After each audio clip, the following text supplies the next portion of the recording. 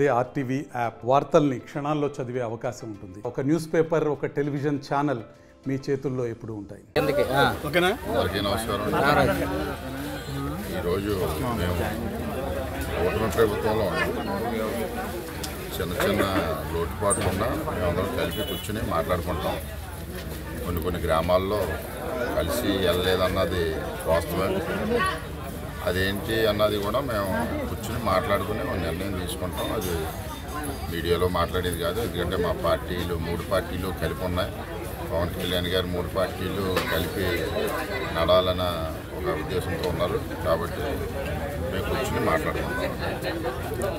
ఈరోజు జనసేన పార్టీ బలోపేతానికి మట్టుకు మేము ప్రతి గ్రామం తిరుగుతాం.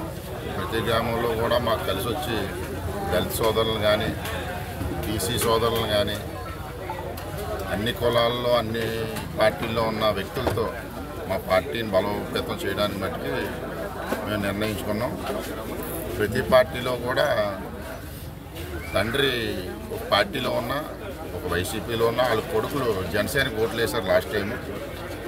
అలాగే వేరే పార్టీలో ఉండి కూడా తండ్రులు ఒక పార్టీలో ఉన్న, కొడుకులు యువత భారీ స్థాయిలో ఈరోజు ఈ కూటమి ప్రభుత్వం ఈ రాష్ట్రంలో ఘన విజయం సాధించడానికి, మా నియోజకవర్గంలో ఘన విజయం సాధించడానికి యువత ఏ పార్టీలో ఉన్నా జనసేనకే చేశారు. కాబట్టి వాళ్ళు ఏ పార్టీలో ఉన్నా ఆ యువతను మేము తప్పకుండా జనసేన పార్టీలో జాయిన్ చేసుకుంటాం, అన్ని గ్రామాల్లో కూడా అని మీ అందరికీ తెలియపరుస్తున్నాం. నమస్కారం. ఇప్పుడు జాయిన్ అయిపోతున్నారు.